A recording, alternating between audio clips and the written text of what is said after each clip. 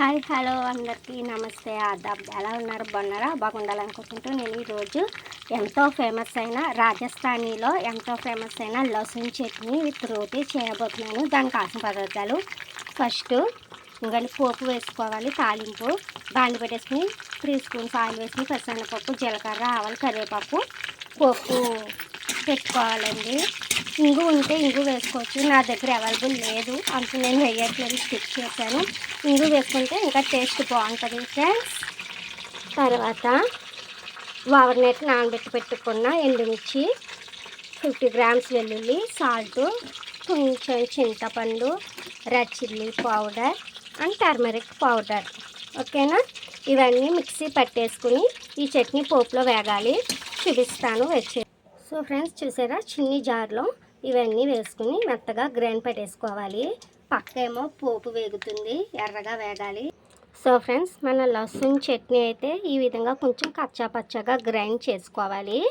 ఇప్పుడు దీన్ని ఇందాక పోపు పెట్టుకున్నాం కదా, దాంట్లో ట్రాన్స్ఫర్ చేయాలి. ఇదిగోండి మన లసూన్ చట్నీ చూసారా మనది ఎలాగా కలర్ఫుల్గా యమ్మీగా ఉందో.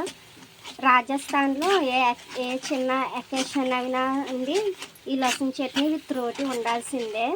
ఈ లసూన్ చట్నీ ఇడ్లీ, వడ, పుల్కా, చపాతీ, రోటీ అన్నిట్లోకి బాగుంటుందండి. చాలా ఫేమస్ అక్కడ వాళ్ళకి లసూన్ చట్నీ. రాజస్థాన్లోనే కాదు, మన వెంకటదుర్గ యూట్యూబ్ ఛానల్ తరఫున కూడా నేను మీ అందరికీ మన సబ్స్క్రైబర్తో కూడా పరిచయం చేస్తాను. ఇంకన్నీ చూసారా ఎంత కలర్ఫుల్గా రెడ్గా ఉందో.